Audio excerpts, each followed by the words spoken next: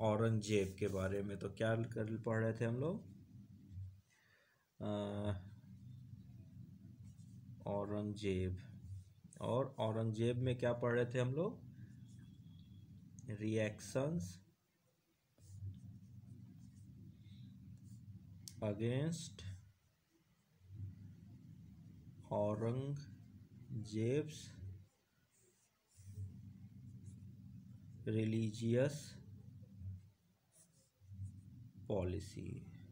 तो इसने जो एक तरह से ऑर्थोडॉक्स रिलीजियस पॉलिसी अपनाई थी, उसका क्या रिएक्शन हुआ था। इस रिएक्शन में हम लोगों ने सबसे पहले देखा था किसके बारे में? जाट्स। सबसे पहले किसका देखा था? जाट्स, जिसमें हमने पढ़ा कि एक थे गोकुल, और ये कहाँ पर?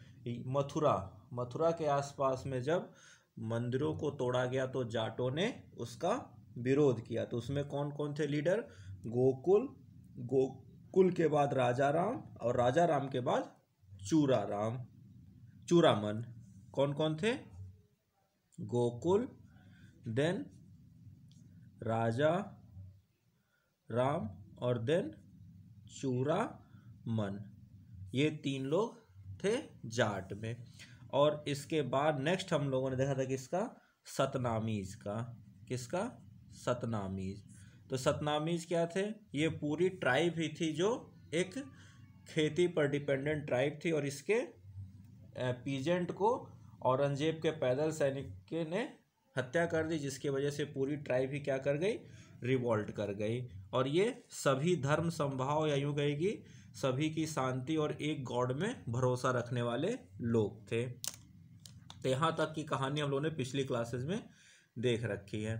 अब नया आगे इसके, तो जाट और सतनामीज के बाद तीसरे नंबर पर जिन लोगों ने रिवोल्ट किया मुगल अंपायर के खिलाफ, या यूं कहे कि स्पेशली औरंगजेब की रिलीजियस पॉलिसी की वजह से जो लोगों ने रिवोल्ट किया या रिएक्ट किया, तो तीसरे थे बुंदेलाज। कौन थे? बुंदेलाज।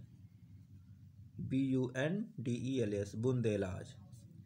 ये बुंदेला क्या थे? तो लिखिएगा, लिखिए, प्रिंस छत्रसाल। कौन? प्रिंस छत्रसाल। ये सब नाम जो है ना, ये थोड़े से अगर आपको याद रहेंगे तो क्या काम आएंगे? मैच द कॉलम वगैरह में सब नाम काम आते, कौन किसके साथ था या कौन किसके कंटेम्प्ररी में था। तो जैसे प्रिंस छत्रसाल किसके कंटेम्प्ररी? औरंगजेब के साथ इनका रिलेशन है, ठीक है ना। तो रिलेशन नहीं पूछा जाएगा, ये मैच द कॉलम वगैरह में इस तरह क्वेश्चन पूछ लिए जाते हैं। तो लिखिए, prince Chhatrasal led the Bundelas protest who served the emperor in the Deccan. कहाँ? डेक्कन के में थे, लेकिन किसके अंडर में? मुगल साम्राज्य के अंडर में थे, ठीक है ना। तो लिखिएगा, inspired by Shivaji, inspired by Shivaji and temple destruction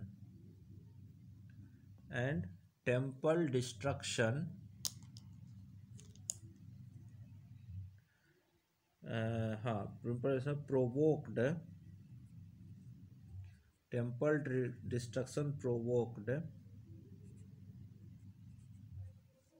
Hindus of Bundelkhand and Malwa to take up arms in defence of religion. तो अपने धर्म को बचाने के लिए और अपने धर्म के मंदिरों को बचाने के लिए इन्होंने क्या किया, टेक आर्म्स यानी कि हथियार उठा लिए। ठीक है, किसने, बुंदेलाज ने। कहाँ के थे, बुंदेलखंड और मालवा एरिया के। और किसकी लीडरशिप में, तो छत्रसाल के लीडरशिप में। ठीक है ना। नेक्स्ट पॉइंट लिखिएगा, इन 1671 elected as the king of all the Bundelaj and succeeded in carving out an independent principality in eastern Malwa. तो क्या हुआ, जब छत्रसाल ने इस टेम्पल वगैरह के डिमोलिशन के खिलाफ आवाज़ उठाई, तो बाकी जो बुंदेला थे, छोटे छोटे किंगडम वगैरह, उन सबने मिलकर, जो कुछ फ्यूडेटरी थे, कुछ छोटे किंगडम थे, उन सब ने मिलकर क्या हुआ, प्रिंस छत्रसाल को अपना किंग माना। और सबकी मदद से इन्होंने क्या किया, एक छोटा सा इंडिपेंडेंट हिस्सा मुगल साम्राज्य से अलग काट कर इन्होंने अपना इस्टेब्लिश किया। कब, 1671 में। ठीक है ना। ये इतनी कहानी है बुंदेलाज की। ठीक है, ये इतनी कहानी है बुंदेलाज की। तो बुंदेलाज के बाद अगला जो नंबर आएगा प्रोटेस्ट करने में या रिबेल करने में, वो थे सिख। और सिख वाला तो मतलब एक तरह समझिए कि इसने मुगल साम्राज्य की नींव हिला दी। ठीक है ना, सिख विद्रोह मुगल साम्राज्य की तरह से नींव हिला दी। तो लिखिएगा इसके बारे में,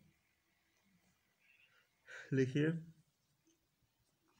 सिख रिबेलियन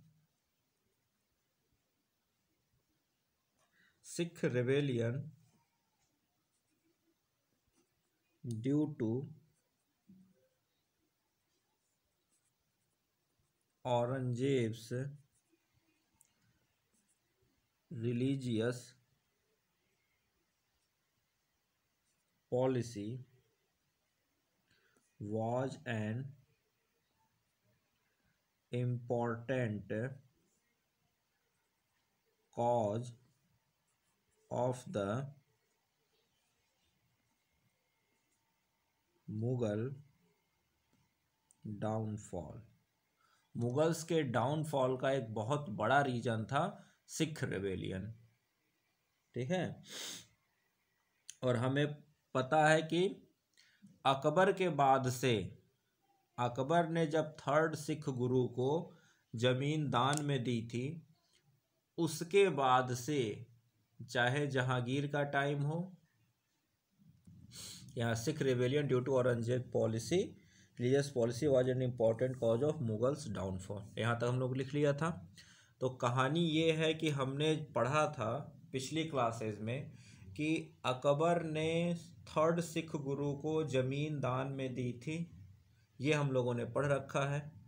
ठीक, लेकिन अकबर के बाद से जहांगीर, शाहजहां और औरंगजेब, इन तीनों के साथ सिख गुरुओं का या सिख समुदाय का रिलेशन अच्छा नहीं रहा।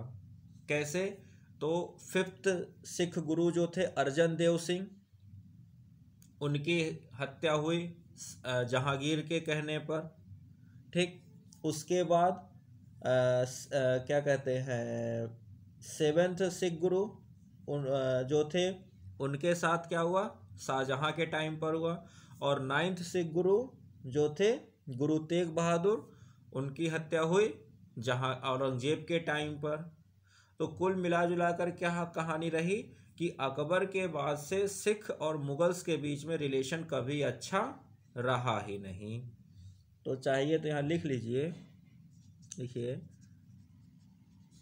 जहांगीर एक्सक्यूटेड 5th सिख गुरु, क्या नाम था, अर्जन देव।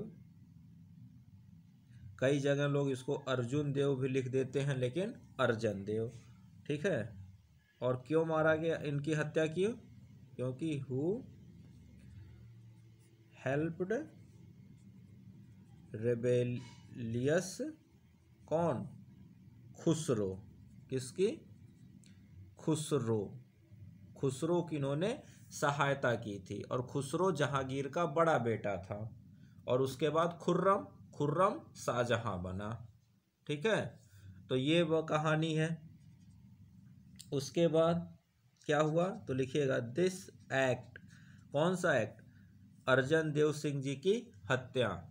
ये एक्ट क्या बना, सिख और मुगल्स के बीच में सबसे बड़ा दुश्मनी का कारण बना। लिखिएगा this act compelled the peace loving Sikhs to take up arms under the guidance of the 6th, under the guidance of the 6th गुरु। और कौन थे 6th गुरु,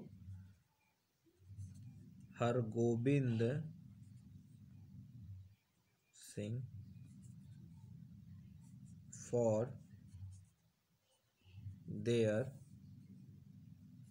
सेल्फ डिफेंस।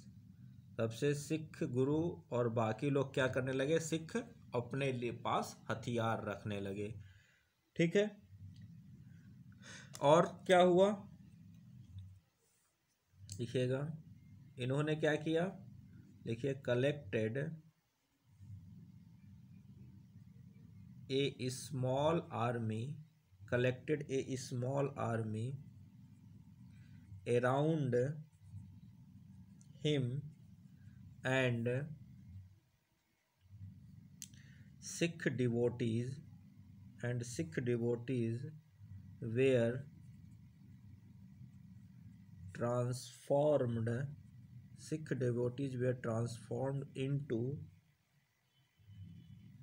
soldier संत।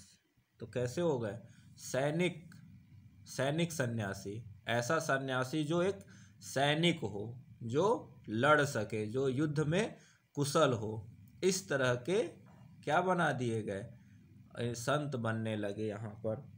मतलब एक तरह से समझा जाए कि वो लोग सैनिक के रूप में अपने आप को ट्रेंड करने लगे। नेक्स्ट लिखिएगा, he died in 1644 succeeded by गुरु हर राय। तो 6th गुरु हरगोबिंद सिंह के बाद 7th गुरु गुरु हर राय, और इनके बाद आएंगे देन गुरु हरकिशन, ये कौन नंबर के, 8th नंबर के। इसके बाद देन कौन आएंगे, 9th कौन से गुरु हैं, जो मैंने लिखवाया था जिनकी औरंगजेब ने हत्या करवाई, कौन थे, गुरु तेग बहादुर। 9th गुरु तेग बहादुर। और गुरु तेग बहादुर के बाद क्या हुआ? Up to now Aurangzeb, up to now Aurangzeb become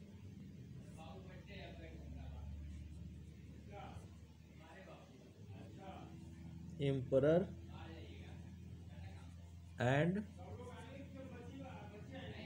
and began his religious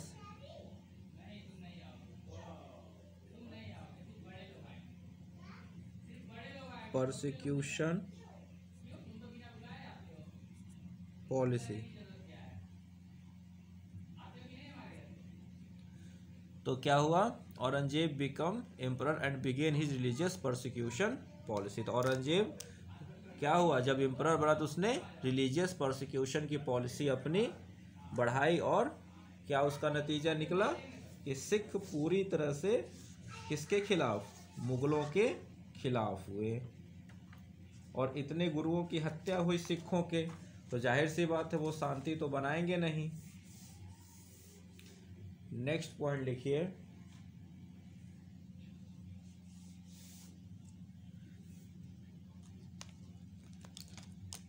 तो गुरु तेग बहादुर जी की जब हत्या हुई उससे पहले गुरु तेग बहादुर जी ने ये बात लोगों से कहना शुरू कर दिया था कि औरंगजेब की पॉलिसी जो है वो क्या है?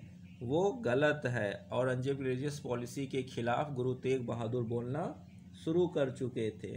कैसे? तो लिखिएगा, गुरु तेग बहादुर, ये पॉइंट भी लिख लीजिए, Guru Tegh Bahadur publicly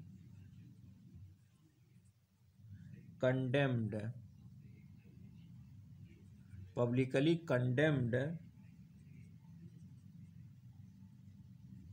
Aurangzeb's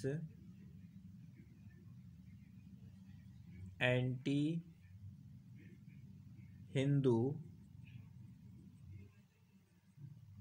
measures and encouraged the Brahmins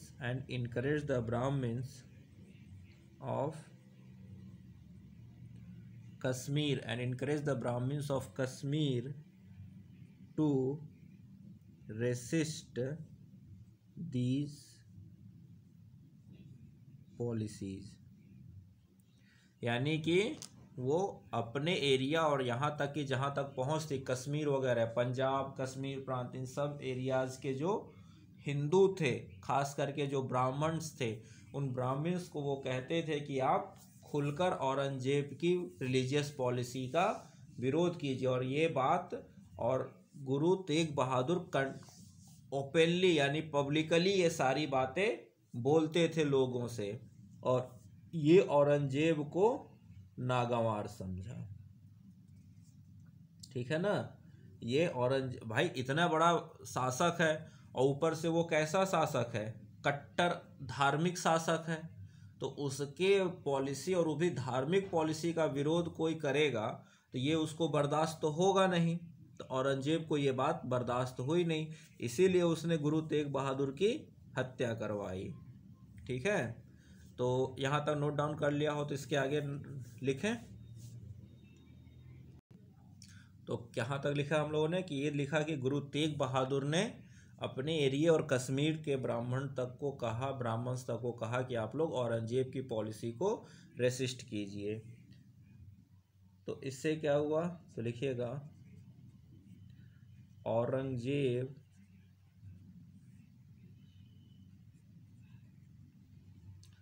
summoned him to Delhi. Aurangzeb उनको दिल्ली बुलाया और वो गए भी, और जाने के बाद उसने क्या किया? धोखे से उनको गिरफ्तार किया। गिरफ्तार करने के बाद क्या किया? उनको टॉर्चर करके उनकी हत्या की। तो Aurangzeb summoned him to Delhi where he was tortured to death in November 1675। तो ये और पब्लिकली किया। कहाँ पर, वो जगह क्या थी, तो लिख लीजिए, वो उस जगह पर आज गुरुद्वारा है, Gurdwara Sis Ganj, Gurdwara Sis Ganj in Delhi at his execution place, जहाँ पर गुरु तेग बहादुर जी को टॉर्चर करके हत्या कर दी गई थी। उस जगह पर आज के डेट में क्या है, एक गुरुद्वारा बनाया गया है जिसका नाम है गुरुद्वारा शीशगंज, यानी वो जगह शीशगंज में, और वहाँ पर आज गुरुद्वारा बना दिया गया है। तो वहाँ पर औरंगजेब ने इनको पहले दिल्ली बुलाया, दिल्ली बुलाकर फिर चला धोखा दे के इनकी गिरफ्तारी किया और गिरफ्तार करके इनको टॉर्चर करके इनकी हत्या कर दी। तो किसी भी धर्म के उसके धार्मिक गुरु की आप इस तरह से धोखे से हत्या करोगे तो क्या होगा, पूरी की पूरी कौम आपके खिलाफ खड़ी हो जाएगी, और वही हुआ भी। तो लिखिएगा, this leads to the feeling of revenge against the Mughal Empire। यानी कि क्या हुआ, पूरी की पूरी कौम मुगल्स के खिलाफ, यानी मुगल अंपायर के खिलाफ खड़ी हो गई, बदला लेने की भावना आ गई। और जब बदला लेने की भावना आएगी तो फिर युद्ध होगा। तो क्या हुआ, तो लिखिएगा, हिज सन, यानी गुरु तेग बहादुर के बेटे, हिज सन एंड सक्सेसर, कौन थे, 10वें गुरु। 9वें गुरु गुरु तेग बहादुर, तो 10वें गुरु कौन थे, गुरु हरगोबिंद सिंह। तो लिखिए, गुरु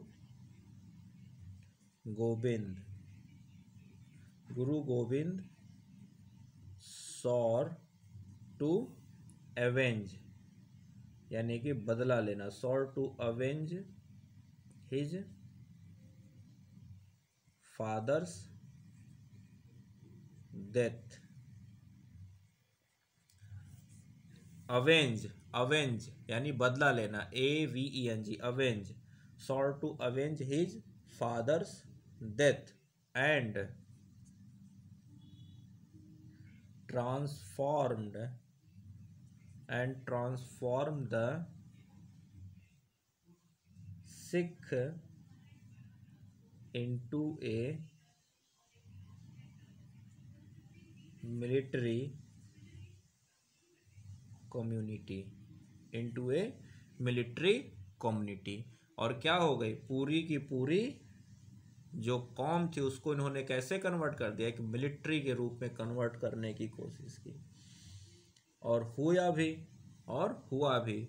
चुन चुन के जो अच्छे नौजवान और थे उन लोगों को बुला बुलाकर शामिल किया, उनको शिक्षा दी गई शस्त्र चलाने की, और पूरी एक तरह से आर्मी खड़ी कर दी।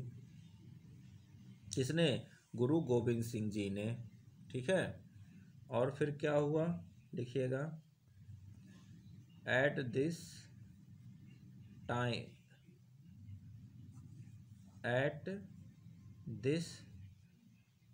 टाइम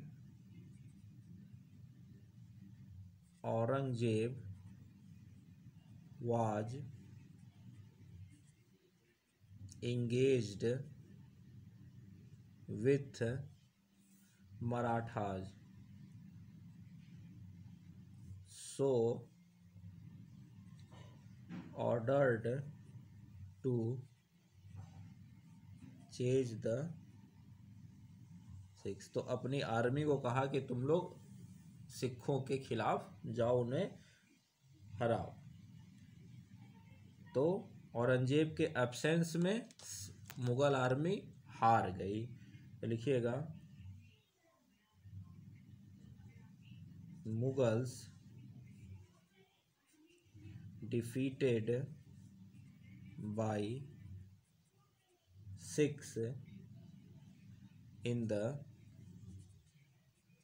first battle of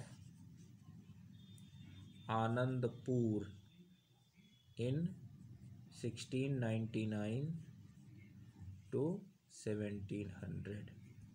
तो क्या हुआ, सिखों की ताकत इतनी थी और औरंगजेब की सेना क्या हो गई, हिस्से में बट गई। क्यों? क्योंकि एक तरफ मराठों से लड़ना था और इधर दूसरी तरफ क्या थे, सिख थे। तो मराठों से लड़ने के लिए बड़ी मात्रा में सेना थी और सिखों से लड़ने के लिए एक छोटी टुकड़ी भेजी गई और वो छोटी टुकड़ी क्या हो गई, सिख से हार गई। लेकिन बाद में औरंगजेब ने और मदद भेजी तो क्या हुआ, लिखिएगा in second battle of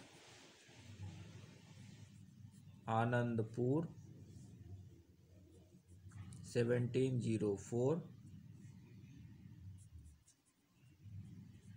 Anandpur fort was heroically defended by Sikhs, but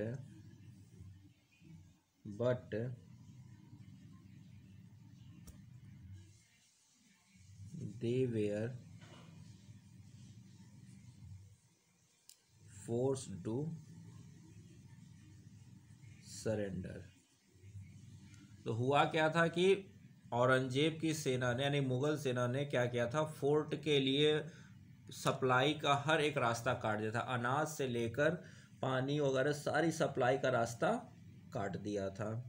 और इसकी वजह से क्या हुआ, लास्ट में फोर्ट तो ये लोग नहीं जीत पाए, लेकिन सिखों ने खुद ही यानी गुरु गोविंद सिंह वहां से निकलकर डेक्कन की तरफ एस्केप कर गए और फोर्ट को क्या किया गया, सरेंडर कर दिया गया बाकी सिखों के द्वारा।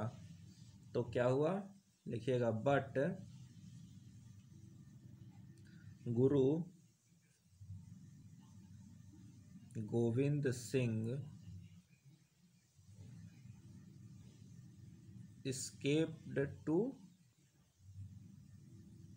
डेक्कन, वो वहां से डेक्कन की तरफ निकल गए और यहाँ क्या हुआ, बाकी पूरे किले को फिर सरेंडर करना पड़ा, यानी कि बाकी अपने लोगों की के लिए मजबूरन गुरु गोविंद सिंह को ये फैसला लेना पड़ा। क्यों? क्योंकि आखिर भूखे पेट, खाली पेट, प्यासे कब तक लड़ोगे, ठीक है ना। तो हर एक सप्लाई काट देने की वजह से ऐसी दिक्कत खड़ी हुई और इसका नतीजा ये हुआ कि अंत में क्या हुआ कि फोर्ट को सरेंडर करना पड़ गया और गुरु गोविंद सिंह जी वहां से चले गए। ठीक है, तो गुरु गोविंद सिंह जी ने ही, यहाँ पर चाहिए तो आप एक बॉक्स बना लीजिए और इस बॉक्स में लिख लीजिए कि गुरु गोविंद सिंह जी ने ही इस मुगलों से लड़ने के लिए सिखों के बीच में किसका निर्माण किया था, खालसा बनाया था। क्या बनवाया था, क्या बनाया था, खालसा बनाया था। ठीक है ना। और खालसा क्या है, ये सिख सोल्जर्स के द्वारा या सिखों के द्वारा जो इसमें एडमिट होते हैं उनको एक strict code of conduct follow करना पड़ता है। क्या करना पड़ता है, एक strict code of conduct follow करना पड़ता है। इसका फॉर्मेशन कब था, तो लिख लीजिए इन 1699, लिखिए इन 1699 on Baisakhi day, on Baisakhi day. ठीक है, गुरु Govind Singh created Khalsa and prescribed strict